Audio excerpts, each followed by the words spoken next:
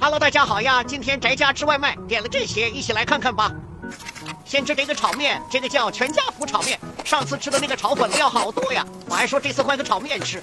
听他这个名字，我以为料会更多呢。但肉眼可见，它没什么料。不过我点的是另外一家，这个怨不得人家了。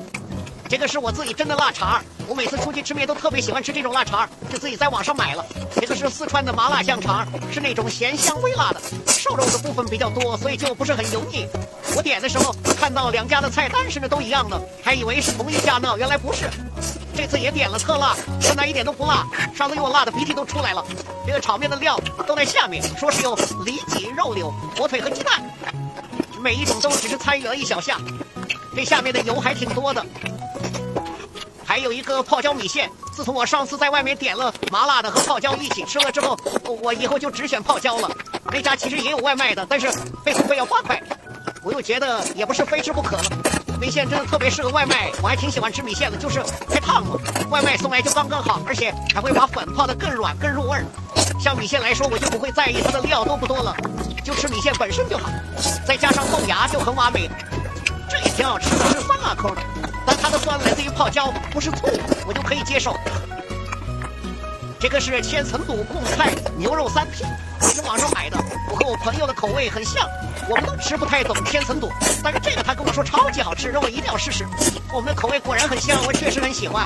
还有红油特别香，有点像阿宽的红油面皮那个调味儿，里面还有很多芝麻，特别多牛肉，我好像也爱上了千层肚了。今天终于让我把贡菜给吃爽，就是炒得我有点脑瓜疼。我把它拌好了之后，还在冰箱里面放了一会儿，吃起来超清爽。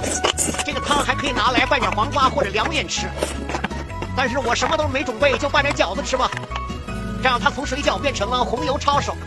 这个料就是纯香不辣的，而且也没有醋，对我特别友好。我今天就超级想吃饺子，我记得我有次帮外卖的时候看见了一家炒饺子，我还没吃过呢。今天想点来着，找不着了，也搜不到了，不会黄了吧？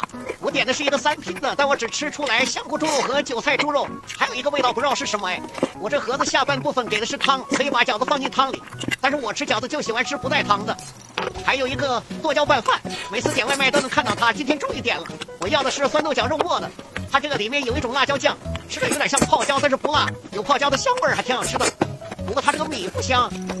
我其实还点了一份凉皮儿，我备注了不加醋，老板就和我打电话说不加醋做不了，就退掉了。其实我每次买凉皮的时候跟人家说不加醋，我都怕老板打我。我特别能理解对食物有要求的人，毕竟正宗的凉皮它灵魂就是醋嘛。像我这种既爱凉皮又不爱人家灵魂的人，就只能默默的一眼爬行了。好啦，吃完了，大家下次再见吧。